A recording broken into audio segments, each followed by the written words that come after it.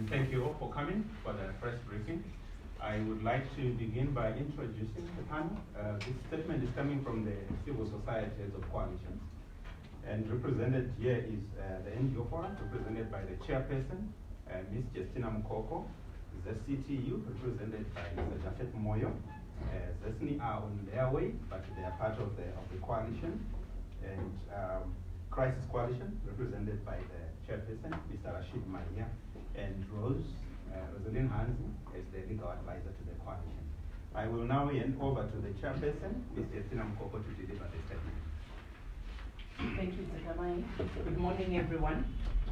I'm going to read the statement on the increasing human rights violations ahead of the August 16 protests.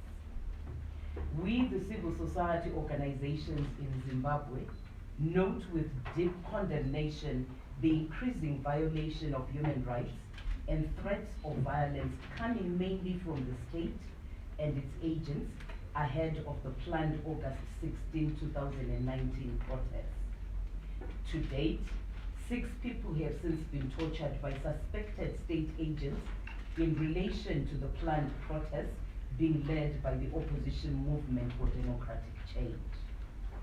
To begin with, we wish to affirm that we are non-partisan and hence not involved in any of the political processes taking place. We are committed to our watchdog role in defense of the fundamental rights outlined in the Constitution of Zimbabwe, particularly the Bill of Rights provisions. We bring specific focus to Section 58 of the Constitution of Zimbabwe, which guarantees everyone's right to free assembly and association, as well as the right to demonstrate and petition provided in Section 59. Everyone in Zimbabwe is entitled to these rights. They are not a privilege from government. Any threat to interfere with such rights is hereby condemned as an attack on the Constitution. In the same spirit, we note that these rights must be exercised peacefully without interfering with other political, civil, economic, and social rights of others. In that regard, organizers of the August 16 protests have an obligation to ensure that their rights are exercised peacefully, in that the right to life and protection of private property will be respected. We reiterate that we do not anticipate to see the ghost of August 1, 2018 and January 2019 shutdown atrocities revisiting the country. The police have an obligation to maintain law and order and not to interfere with people's enjoyment of human rights. The same applies to the defense forces, whose role is to protect life and not to take it. We regret that there are already indications based on circumstantial evidence that some suspected state security agents may have already started attacking human rights defenders as well as political activists. Sadly, these developments remind us of the atrocities committed earlier this year in January. We denounce and condemn statements by senior government officials, particularly statements by Deputy Minister of Defense, Victor Matemadanda, which are a celebration of and incitement to the killing of civilians exercising their democratic rights. This is regrettable, especially at a time when many families are still mourning their loved ones killed by soldiers in August 2018 and January 2019. We reiterate that peaceful demonstrations are part of the human rights and democracy fabric. Citizens should be allowed to voice their disgruntlement without fear of persecution. Citizens should have trust in the role of the police and the military to protect them and ensure that peace prevails during the demonstrations. In that regard, we note with regret that 6 people so far were abducted by suspected state agents in the evening of 13 and 14 August 2019, and they've been severely tortured and left for dead.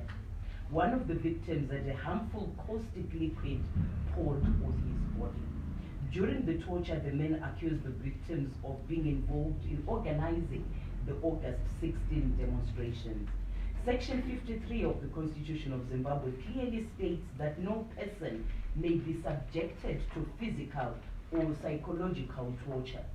This position is reiterated in the guidelines and measures for the prohibition and prevention of torture, cruel, inhuman, or degrading treatment or punishment in Africa, Robben Island Guidelines, and Article 5 of the African Charter on Human and People's Rights.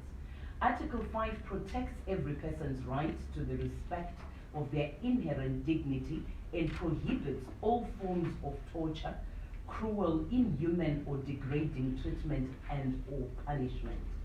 Zimbabwe is a member state of the African Union and is therefore bound by the provisions of the African Charter.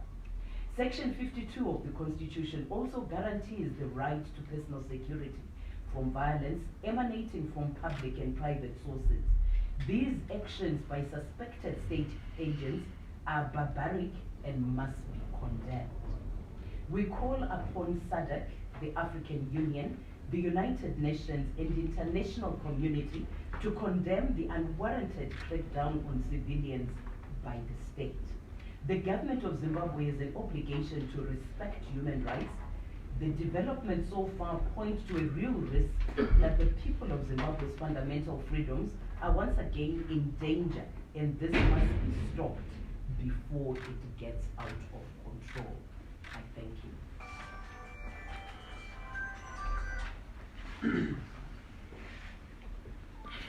Thank you very much for that statement. We will take a few questions. Please kindly introduce yourself, your name, and your organization before you ask your question.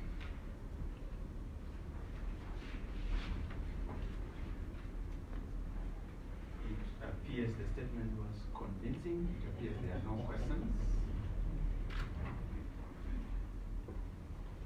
If none, we would like to thank you very much for your time. The statement should be up for distribution at the back. Please circulate the statement. And we also circulate it online. Please, everyone.